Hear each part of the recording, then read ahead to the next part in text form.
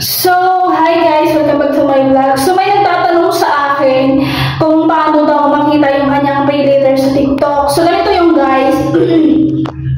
Pag mahilig kayo mag-order sa TikTok, mismo na si TikTok ang magbibigay sa inyo ng amount kung magkano yung ipapautang sa inyo. So, ganito. Di ba, pupunta ka sa shop mo, tapos makikita mo dun yung pay later mo. So, itap mo lang yun. Tapos, pag natap mo yun, may lalabas dun na amount kung magkano yung pinautang sa'yo ni TikTok. Like, for example, ako, kinig ko siya, tapos nakita ko kaagad yung pera na pinautang sa akin ni TikTok na 2.5. Depende kasi yun sa mahilig ka mag-shop before sa kanya kay TikTok. Doon magre-reflect yung shop mo sa kanya, kaya doon nagkakaroon ka ng pay later na pautang ni TikTok. Kasi dati ka na niyang parang suki iba sa TikTok na parati kang nag-order. So ngayon, may nagtanong sa akin kung paano daw makikita yung iyong pay later kasi daw nawala. Which is, hindi naman nawala sa akin kasi sinunod ko lang yung kanyang pag-activate kung paano siya gamitin. Tinap ko lang yung kanyang activation na kailangan mo mag-fill up. May fill upan ka doon, yung personal information mo. Tapos, sunod-sunod na yan. Tapos, i-click mo na ma-active na siya.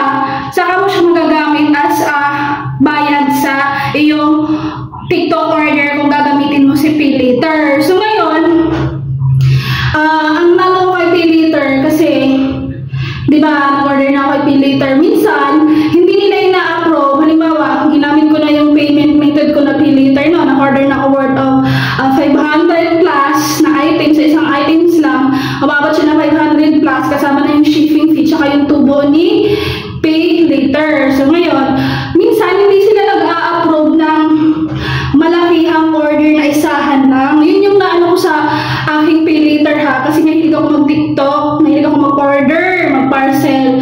So, ayun, napansin ko siya na nag-order ako ng isang item na worth of 1,000 plus. Ngayon, tinap ko si pay later, bayad ako ng pay later, tinap ko siya, tapos lumabas din kung magkano yung kanyang tubo sa 1,000 plus. Minsan, hindi na-approve ni pay later yung 1,000 plus. Meron lalabas din na parang payment pin.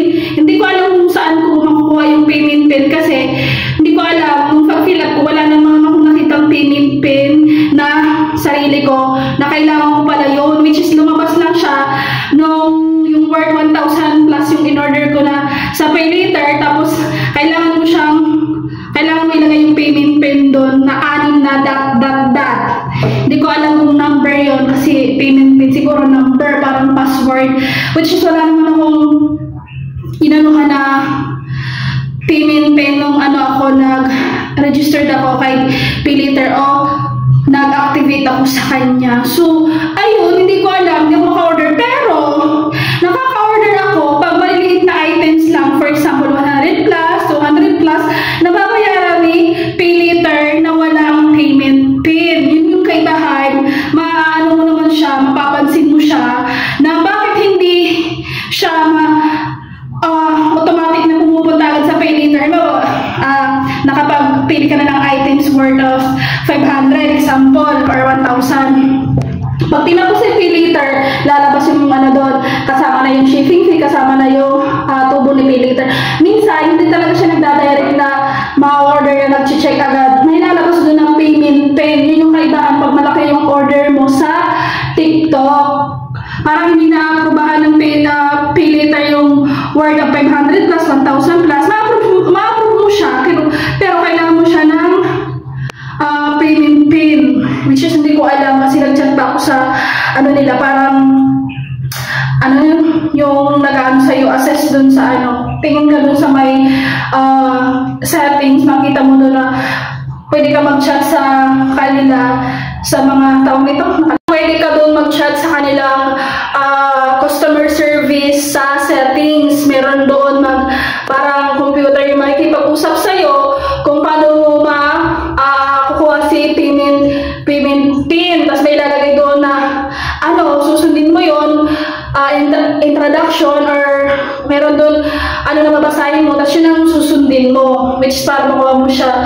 Pero, nung nagdana ako, hindi talaga lumabas sa akin. So, ang ginawa ko, hindi na ako nag-order ng worth of 500 plus, 1,000 plus, kasi kailangan ko ng payment pin. So, ang in-order ko na lang mga small items na mahalaga na 150, 200, 300, o 400, o na ano ko yun, na-check out ko yun gamit ang aking pay later. So, hindi ko lang alam kasi ba't nawawala?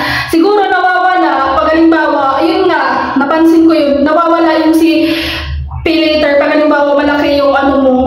Minsan ano din, siguro sa isang araw meron na ata sila na minimum na order mo sa kanila sa isang araw. Kasi ganyan din ako, minsan nawawala yung aking pay later pero bumabalik din siya. Yes, bumabalik siya mga ilang oras or kinabukasan, order ulit kasi ayun, utang-utang, inubos na yung utang ko sa na 2.5 sa kay pay later. So ayun lang, ganun lang guys, yun lang yung experience ko, kaya share ko sa inyo kasi may nagtatanong sa inyo na nawawala ang inyong pay later. So yung tanong ko lang, na-activate nyo na ba yung pay later nyo? Kasi kung na-activate na, ano lang yun, normal lang yun na minsan nag-aano sila ng minimum order sa isang araw siguro. Yung parang stock na yung pag-shop mo sa kanila kinabukasan ulit or ilang oras. Siguro, inaano pa nila, ina-activate pa nila sa computer nila para hindi sila mamalit na noon. Kaya minsan, ma-misinterpret mo yung pay later na nawawala doon sa pag-click mo ng iyong payment na. So, ayun lang. Kung may katanungan pa kayong sasagutin ko sa abot ng mga kaya ko kung ano yung na-experience ko sa aking TikTok pay later. So, yun nga. Ang sabi ko sa inyo, pag malakihan order, kailangan mo ng payment pin. Yun lang, guys. So, yun. Magtanong lang kayo sa akin. I-share ko kung ano yung problema niyo about sa pay later niyo. So, that's all for today's video. Thank you for watching. Bye!